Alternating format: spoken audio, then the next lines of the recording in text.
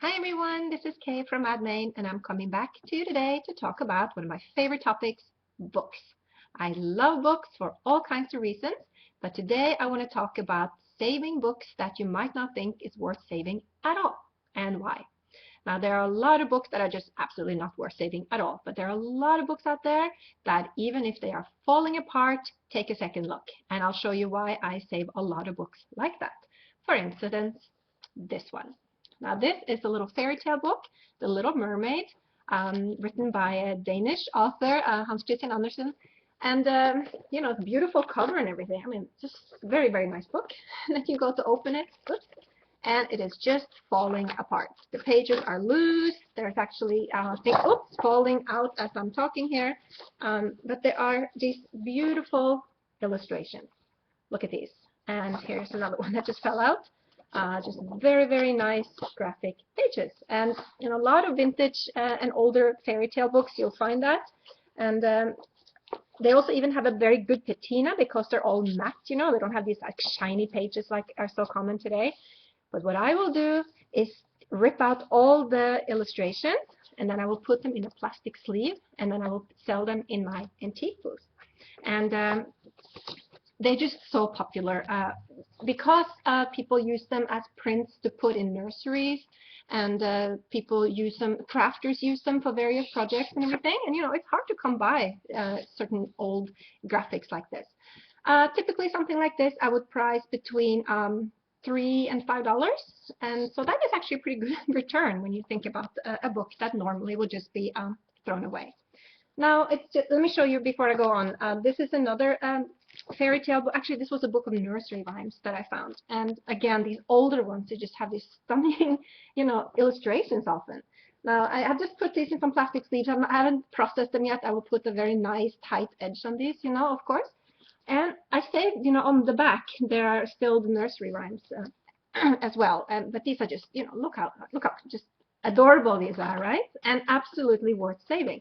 I kind of broke my heart to kind of tear up the book, but the book was just beyond saving. The binding was just disintegrating and everything. But the illustrations can get a new life. And, also this also can look very good in your booth. I sometimes stash them on the back of my shelf, so they are, very cute on the back there, and they act like little picture decorations and everything. So, oh, and here is another one. Sorry, I haven't processed this yet, but this is, if you come across old Dr. Seuss books that are, you cannot save or anything, consider ripping out the illustrations and selling them in your antique booth, because crafters love Dr. Seuss. And it's not just children's books, of course, but a lot of children's books are like this, and that's why I like to keep them. Here's another one really quick. This is from 1940 something. It's just tearing apart, but has fun, great train graphics that are, yeah, there's a lot of them in here, and that would just look great in a little kid's room, right? But it's not just children's books. Here is another example of a very good book to pick up, even if it's just falling apart, because now this is all, like you say, it's falling apart in the spine. It actually has foxing all over the inside and everything. But it's just full of beautiful National Geographic bird prints. And certain topics such as birds, sorry, I will try to show you, birds and various other animals, trains, old cars, subject areas like this in older books, especially where they're illustrated and not photographed, they just make awesome frameable prints. So that's what I'm going to do again with this. I'm going to rip out all these pretty bird pages and then put them in plastic sleeves and then sell them in my antique booth. And finally, this is another one that is very, very good. And a lot of people do this actually, and you might do this yourself if you have an antique booth, because I do see it in my other booths in my antique market. And that is to rip apart old atlases, especially the oversized large one, because they're full of just terrific maps. And people love maps, especially of their local area. So for instance, in my antique mall, the big maps from Maine and various islands around Maine and the coastline, maritime maps, that people have taken out from old atlases, put them in a plastic sleeve again.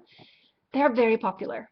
So I actually have one right now, but it's in the freezer. All the pages are in the freezer because of a technique I told you in an earlier video. If you have old books, and this goes for old papers too, If you want to get rid of any sort of faint mildewy smell, you know exactly what I'm talking about, I'm sure. You can put them in a plastic bag with some baking soda and put it in the freezer, and then let it sit there for a few days and go check them and maybe swap out the baking soda or come back in a couple of weeks if it's really bad. But I have a whole atlas set of loose pages in my freezer now, and the smell is almost gone because I have checked on it. But it's been in there for about almost 3 weeks, but it does work. And that maps are just great to resell in antique booths. And I know people sell them online as well, so it might be worth your time, especially the older maps, like really old maps. Again, maritime maps are very great. But encyclopedias, like you find like various ones here and there. A lot of times there will be a separate edition where all the maps are. And that also can be a good source for prints. So in this one, there's a whole section of the different states, and what I would do is just rip out those pages, and I would put them in a nice plastic sleeve. And yeah, like here's Rhode Island, here's Vermont, I will just tear them out very nicely, put them in plastic sleeve, and then put them in my antique booth. And again, they just look very well, very good framed. So that was my little book tip today.